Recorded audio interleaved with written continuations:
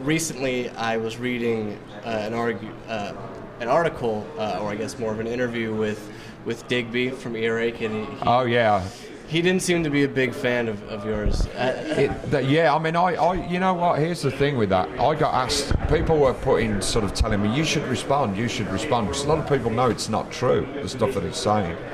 Oh, sure. Let me address a couple of points. He makes out in that article that it was that I had a manager. Personally, I had a manager who was putting pressure on him. Not true.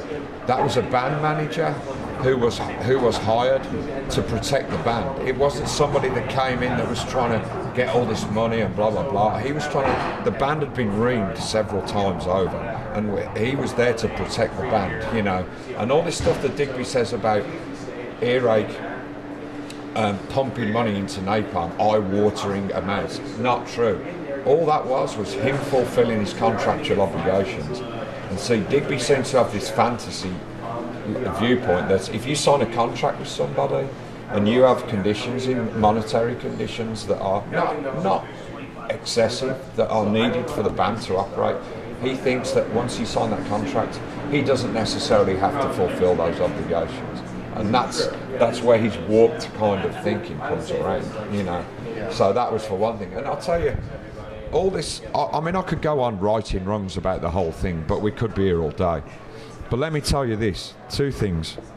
All this has come about certainly from, and it's directed at me, not Napalm, for three things, right? One, we refused to do the 25th anniversary thing that he's got going on in the UK right now, for exactly the reason that we felt that because of our past with Earache and because of the way we perceive that other bands have been treated, we thought it would be entirely hypocritical to get involved with that. So we said no. So that's my opinion. I suspect his nose is out of joint because of that. Two, because I took my trade union to his doorstep. When he was not doing what he needed to do for Napalm, I said, enough's enough, you know.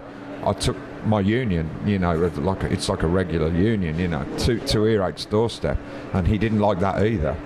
So Digby doesn't like people that stand up to him. He expects everybody to be subservient to what the label, to however he decides he should treat people.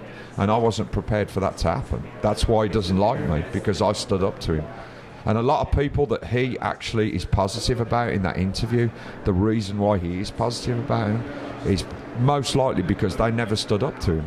You know, they always accepted what he said and what he tried to do to them, whatever he tried to do to them, as perfectly acceptable. And I'm saying that's not.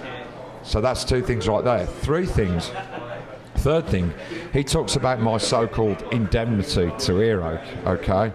Well, if you research, if you look over the however many years it is, and you look for interviews where Earache comes up, I've said consistently that it's not worth me bad-mouthing Earache anymore. It serves no purpose. You know, what's done is done, and it's in the past. But he's the one that keeps digging all this stuff up, not me. So where's the indemnity coming from, me or him? People can work that out for themselves, you know.